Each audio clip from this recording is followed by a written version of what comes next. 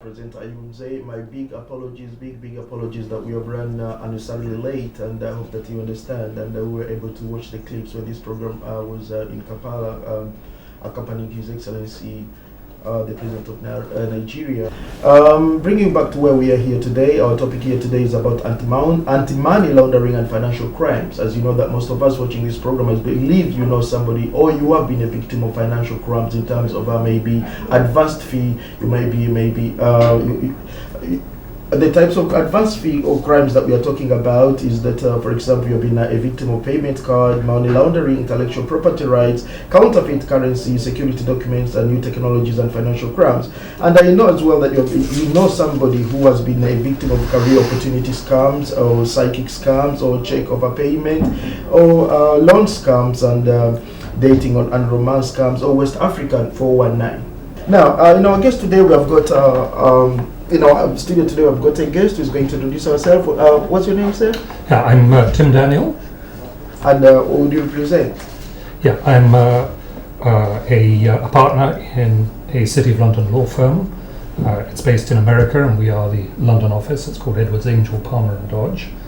And I'm also a member of the executive committee of the Commonwealth Lawyers Association. I used to be the treasurer of that organisation, and I am currently the treasurer of the British Nigeria Law Forum and the joint secretary of the International Law Association, the British branch of that organisation. Now, take us through financial crimes. We know that there are offences which include money laundering, fraud, dishonesty, market abuse. What are you comfortable to take us through here? Well, as I was explaining shortly before the programme began, I have a long history of association with Nigeria, and I first started going to Nigeria in the mid-1970s when I was still training as a lawyer, to civilian rule, that democratic elections would be held as early as possible, and also pledging to fight corruption and to basically recover the monies which everybody knew had been stolen during the 4.5 years that Sani Abacha was in power. And of course, what then happened was that there was a special investigation panel under a assistant commissioner of police, and they started investigating. Abu Bakr met with the representatives of the Abacha family, Ahmed Abacha, Miriam Abacha, and said, look, your husband, your father has taken a lot of money, and we want it back.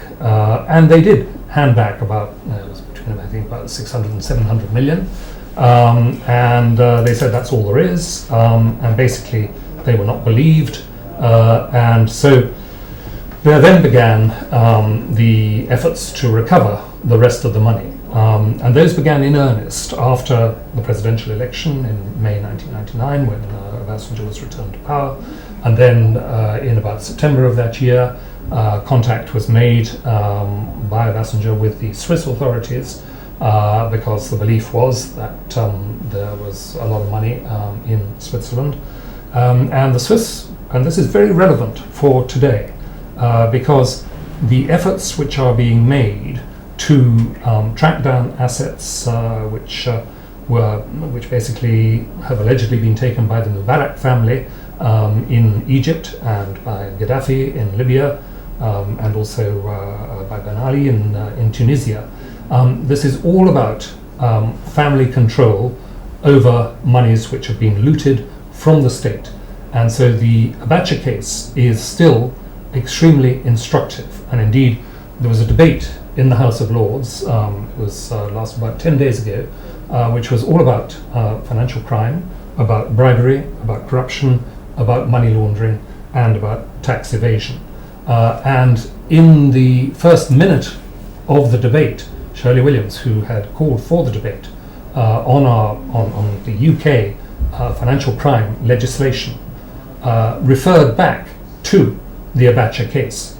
And the point that she was making was that corruption is hugely damaging in terms of good governance, it prevents good governance, and it's hugely damaging as far as democracy is concerned.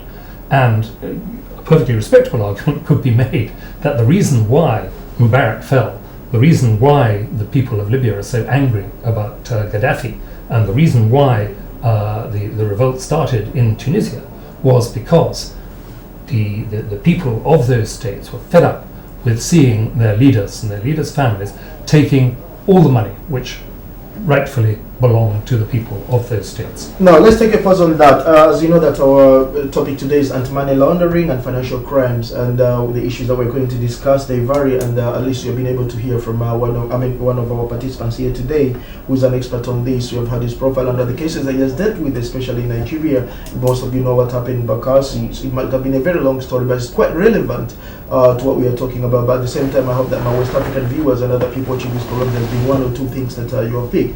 I know that we're going to narrow this down in our next segment on bribes, tax evasion, financial crimes, and 419. 419, this is the West African crime under the penal code of 419 Nigeria that has been termed now as the 419, that has affected a lot of people. Advanced fee. I want to get your calls.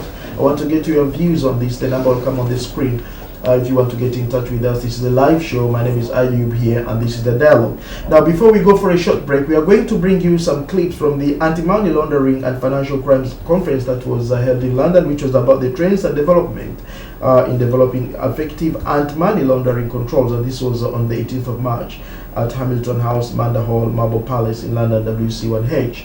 Our cameras were there to capture this moment whereby Farida Waziri, the EFCC, that is the Economic and Financial Commission Director General, Nigeria, very fierce woman, came, and she was the guest of honor. There were quite a lot of representatives from different organizations, banks and financial institutions, including lawyers like my guest here, who were there to put their case in reference to their specific countries and areas of jurisdiction.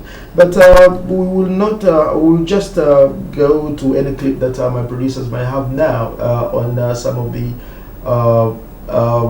of the speakers that were there on the day, and then we'll be back and discuss this. But the number will come on the screen should you want to get in touch with us here. Just maybe for our viewers who don't know about the FCC, is it possible you could explain a little bit about the mandate of the FCC?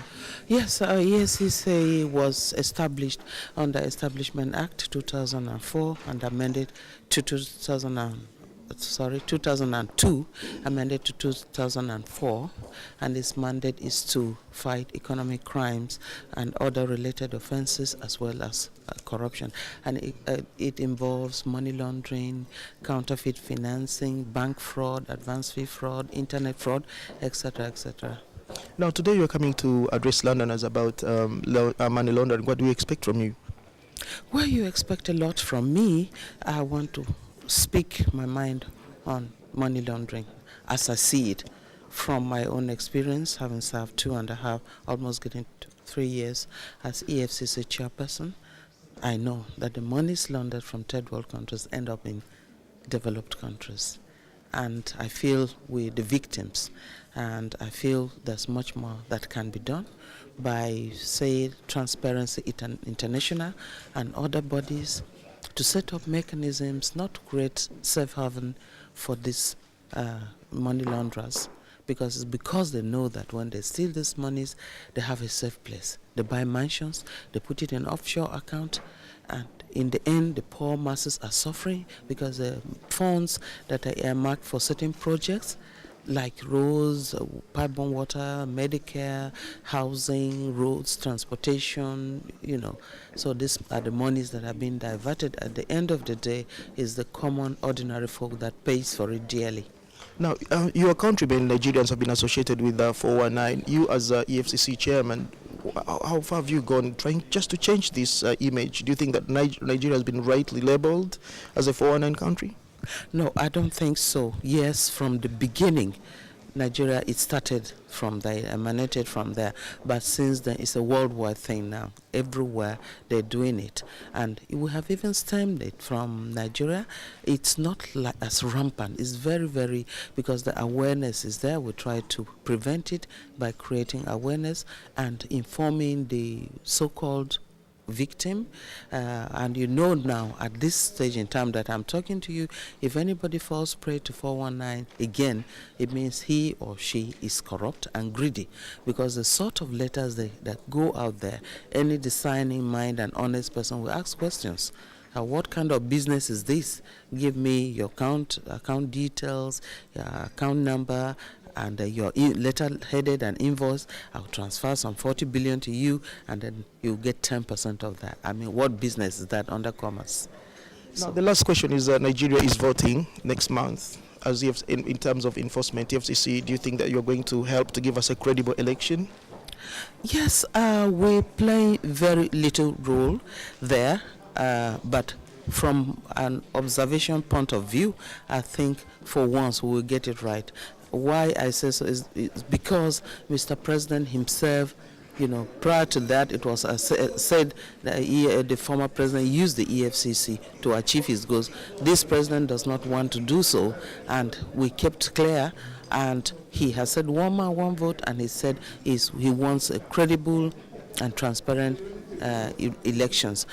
That is 1, 2. And then the man at the helm of affairs, Professor Jega, is is working, and now we're going biometric. I can't see how it can be rigged. So I think and I pray to God that we'll get it right this time around. Honorable Madam, thank you for your time. Thank you, sir. Shukran. Down that in the clip that you've just seen the other now, that was Farida Waziri, who is the EFCC chairman, who was in London last week actually, to speak on the anti-money laundering and financial crimes. Now, to bring this conversation here back to earth, is that we are going to look at financial crimes, which include money laundering, fraud, dishonesty, and market abuse. We'll try and see if time permits whether we can cover all these issues here, but money laundering is used by criminals who seek to launder the proceedings of crime, and they tend to conceal this illegitimate origin. Now, could you take us through that, sir? Yeah. Money laundering is... in the context of Nigeria and sure, the UK. Sure. Money laundering is an incredibly important element in the whole process of taking funds out of a country and then depositing them basically in other economies. Now, typically the pattern that is followed is that the money... sorry, Yeah, sure. I'll just hold on. I think I've got a caller. Hello, caller. Hello. Hello? Yeah, hello. Where are you calling from, and what's your name? Yeah, Alhaji Mohammed. I'm calling from Lancashire. Yeah, Alhaji Mohammed. How are you? Yeah, you're thinking about money laundering Yeah. in Nigeria and in other places in Africa. I